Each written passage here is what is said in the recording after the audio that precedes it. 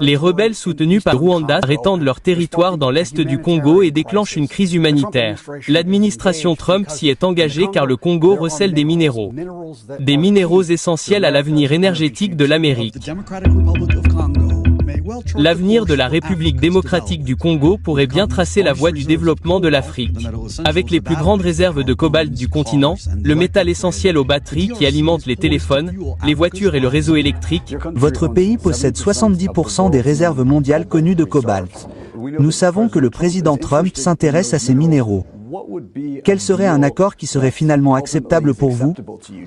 Forcément, nous pensons que, puisque les États-Unis, avec le président Trump en tête, s'intéressent à ces minerais stratégiques, leur premier réflexe sera évidemment de garantir la sécurité de ces investissements. L'Est du Congo est en proie à la tourmente avec un groupe rebelle appelé M23 soutenu par le Rwanda qui poursuit une offensive pour s'emparer de territoires riches en minéraux, ce qui a conduit à un appel au monde. Nous demandons que les Nations Unies instaurent un régime de sanctions ciblées contre les auteurs des crimes économiques, mais aussi des crimes de guerre, crimes contre l'humanité et crimes de génocide commis à l'est de mon pays, les génocidaires. Notre entretien quelques mois seulement après que le président Donald Trump a réuni les deux parties à Washington cet été. Les ministres des Affaires étrangères du Congo et du Rwanda se serrent la main. Un accord de paix que Trump continue de vanter cette semaine. Ils se battent depuis 31 ans. 10 millions de morts. J'ai réussi à le faire. Mais les combats continuent. Les échéances cruciales du processus de paix n'ont pas été respectées. Quelle est la situation réelle sur le terrain en ce moment? Nous entendons parler d'une offensive du M23. Trump dit qu'il a mis fin à cette guerre. Est-elle terminée? La guerre n'est pas terminée, elle a simplement changé de forme. Cet accord de paix est-il mort à ce stade? Non, non. Ce qu'il veut dire, c'est que le Rwanda, malgré l'accord qu'il a signé, continue de se battre au Congo par l'intermédiaire de son mandataire, les rebelles du M23, que le président accuse de voler le cobalt de son pays et de le vendre pour acheter des armes.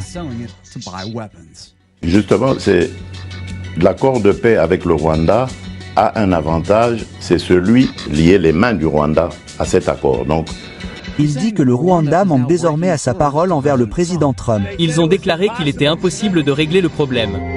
Le pays de Tasheki a une histoire tragique d'exploitation pour ses ressources.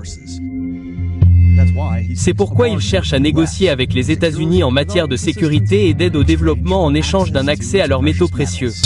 Simplement servir de terre d'extraction, mais on sera aussi une terre de transformation. Le contexte est celui d'une tension croissante entre les États-Unis et la Chine. Les deux pays sont intéressés par ces ressources minérales. Pensez-vous pouvoir obtenir un meilleur accord de la part des États-Unis? Non. En fait, nous n'avons pas de préférence. Nous sommes les amis de tout le monde. Contrairement aux anciens dirigeants, tenter de durcir les conditions du Congo avec la Chine, en retravaillant un accord minier dont beaucoup ont dit qu'il donnait trop à Pékin. J'ai dû revoir certains accords passés avec eux parce que c'était pas du win-win. C'est pourquoi Washington espère saisir une fois de plus cette opportunité. C'est pourquoi Washington espère saisir l'occasion